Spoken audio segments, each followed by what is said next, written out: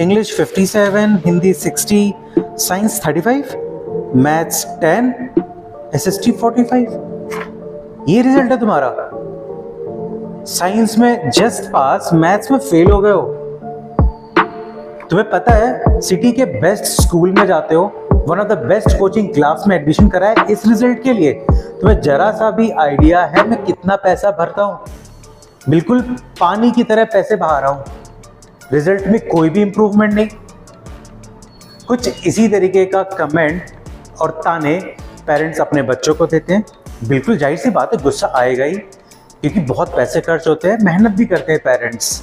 लेकिन मेरा एक क्वेश्चन है उन पेरेंट्स से कि क्या सच में बच्चे जिम्मेदार होते हैं? क्या बच्चे रिस्पॉन्सिबल होते हैं इन खराब मार्क्स के पीछे? चलिए जानते हैं इस वीडियो में, और मैं एक्सप्लेन करूंगा कि क्या रीजन है खराब मार्क्स आने के पीछे, उसका क्या सोल्यूशन है, और क्या सच में स्टूडेंट्स रिस्पॉन्सिबल होते हैं या पेरेंट्स या फिर टीचर्स। चलिए स्टार्ट करते हैं इस वीडियो को, और जरा कुर्सी पे बैठ जाइए, क्योंकि शायद सच सुनने के बाद आप शॉक जरूर होंगे। चलिए स्टार्ट करते हैं इस वीडियो को। मेरा नाम है अभिनव पांडे और आप देख रहे हैं रीजन बिहाइंड। पॉइंट 1, फेल होना या खराब मार्क्स आना, इन सब के पीछे का रीजन क्या है? अब कुछ पेरेंट्स और टीचर्स का बोलना है, इनफैक्ट मैं खुद बोलता हूं कि कंसिस्टेंटली पढ़ना चाहिए है, फोकस्ड होकर पढ़ना चाहिए है, सेल्फ स्टडी करना चाहिए है, टाइम मैनेजमेंट करके पढ़ना चाहिए है, एक्सेट्रा एक्सेट्रा। बिल्कुल मैं अग्री करता हूं, and these are the very important points. Without these points definitely success नहीं मिलेगी और अच्छे मार्क्स नहीं आएंगे। लेकिन एक सबसे बड़ा पॉइंट है, और आई डोंट थिंक कि इस पे कोई बात करता है। अभी तक किसी ने इस पॉइंट पे बात नहीं किया है। इसको मैं एक एग्जाम्पल से समझाऊंगा और पूछना भी चाहता हूँ पेरेंट्स से। मान लो आप लोग किसी मूवी थिएटर में जा रहे हो मूवी देखने के लिए, और किसी रीजन से या फिर ट्रैफिक की वजह से आप 1 घंटे लेट हो जाते हो, एंड देन फिर आप मूवी थिएटर में जाते हो और मूवी देखना स्टार्ट करते हो। क्या आपको मूवी समझ में आना स्टार्ट हो जाएगा? नहीं, मैं तो आपसे बोलूंगा कि फोकस्ड होकर के देखो, अच्छे से देखो, रिलेट करो, डायलॉग्स को समझने की कोशिश करो, बिल्कुल कॉन्सेंट्रेट होकर के मूवी को देखो। बट ऐसा नहीं होता है, राइट? मूवी समझ में नहीं आएगी। क्यों?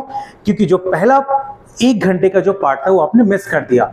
कुछ इसी तरीके से बच्चों पे फील होता है, बच्चों को रियलाइज होता है कि उनके जो प्रीवियस कंसेप्ट्स हैं, फॉर एग्जाम्पल आपका बच्चा अगर क्लास 10th में है तो उसके जो प्रीवियस ईयर के जो कंसेप्ट्स हैं वो मिसिंग हो चुका होता है, वो मिस हो चुका होता है, जिस वजह से उनको प्रेजेंट कंसेप्ट्स समझ में नहीं आता है।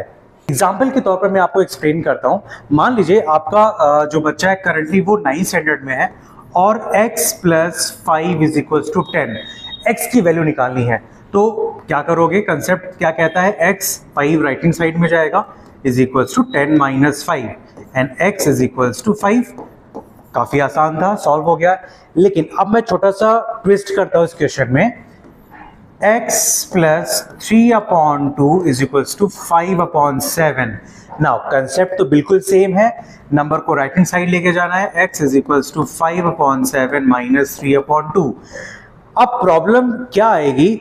जिस बच्चे का अगर फ्रैक्शन नंबर्स का subtraction, addition, division concept clear नहीं है, डेफिनेटली वो इस क्वेश्चन को सॉल्व नहीं कर पाएंगे, बावजूद उनको कंसेप्ट क्लियर है।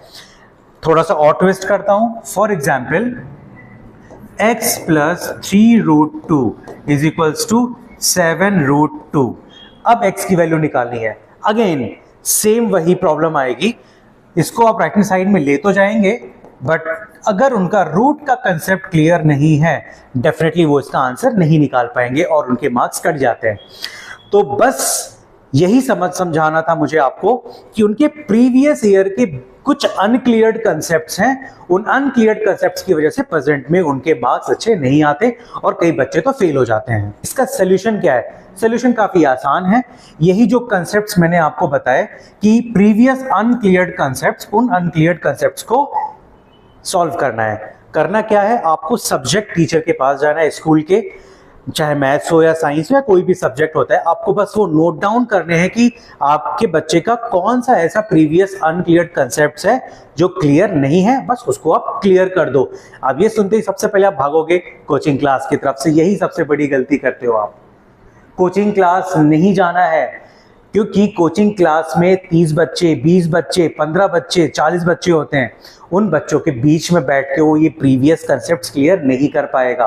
तो आपको करना क्या है, किसी भी ट्यूटर को पकड़िए, या तो आप रिस्पॉन्सिबिलिटी उठाइए अगर आपको नॉलेज है, अगर आपके पास टाइम नहीं है घर के किसी मेंबर को पूछिए, या फिर इन शॉर्ट पर्सनल ट्यूटर ढूंढिए कि जो उसको 1 महीने या 1.5 महीने या मैक्स टू मैक्स 2 महीने में ये जो प्रीवियस कंसेप्ट्स जो थे वो क्लियर नहीं है उसको, या अनक्लियर्ड कंसेप्ट्स हैं उनको क्लियर कर दे, एंड देन प्रेजेंट सिलेबस में फोकस करने के लिए आप बोलो। डेफिनेटली आप एक काफी इंप्रूवमेंट देखोगे मैथमेटिक्स या साइंस के अंदर। बात करते हैं पॉइंट 3, कौन रिस्पॉन्सिबल है। 15 साल के इस ड्यूरेशन में जहां पे मैं बच्चों को मैथ्स पढ़ाता हूं, मैं जैसे ही ये कंसेप्ट्स क्लियर करता हूं ऑटोमेटिकली उनके मार्क्स इंप्रूव हो जाते हैं। तो क्या मतलब बच्चे रिस्पॉन्सिबल नहीं थे या रिस्पॉन्सिबल थे? मेरे ख्याल से और मेरे पॉइंट ऑफ व्यू से students are not responsible. But आपको क्या लगता है, पेरेंट्स रिस्पॉन्सिबल हैं या टीचर्स रिस्पॉन्सिबल हैं? ये कमेंट सेक्शन में आप जरूर बताइए मुझे। और वीडियो अगर अच्छा लगा है, अगर मेरी बात आप तक पहुंची है तो आप वीडियो को लाइक करिए, शेयर करिए, सब्सक्राइब करिए। और हाँ, मिलते हैं नेक्स्ट वीडियो में कुछ इसी तरीके का एक बड़े इशू को लेकर के। तब तक के लिए bye bye and take care.